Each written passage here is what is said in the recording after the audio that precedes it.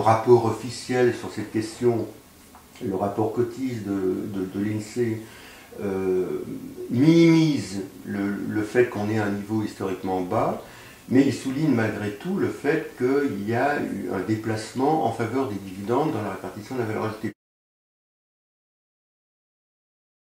Au début des années 80, les dividendes représentaient 4% de l'ensemble de la masse salariale des entreprises.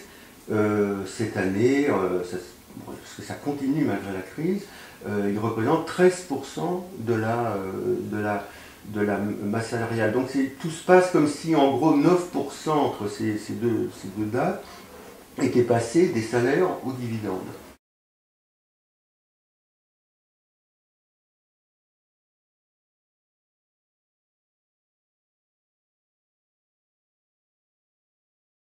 Ça définit le cadre dans lequel il faut penser la crise actuelle. C'est-à-dire, c'est la crise d'un système où on a ces trois faits stylisés, si vous voulez. La part des salaires baisse, mais il n'y a pas plus d'investissement, et la contrepartie, c'est plus de dividendes.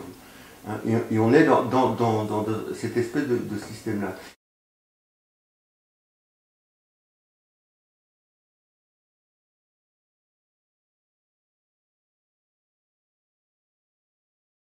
À partir du moment où vous dépendez de la finance, où les actionnaires prennent un poids plus important dans la gestion des entreprises, les critères, disons, d'appréciation des performances des entreprises changent. En gros, le modèle sur lequel on peut raisonner, c'est de distinguer les managers, ce qu'on appelle donc, les gestionnaires d'entreprise, une logique, une culture d'entreprise, et puis les actionnaires. Bon. Les managers, leur logique, c'est que l'entreprise croisse et se développe. Bon.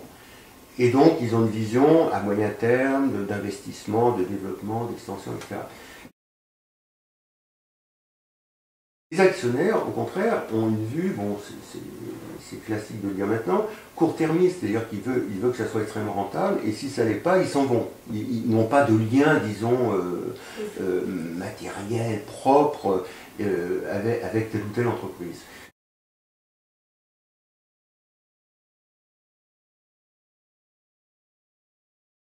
Et cette pression s'exerçant sur les entreprises, d'une certaine manière, c'est un effet en retour, parce que un des seuls moyens, enfin il n'y en a pas d'autres, il y a des délocalisations, etc., des restructurations, mais finalement le seul moyen de satisfaire les exigences de la finance, c'était de comprimer les salaires.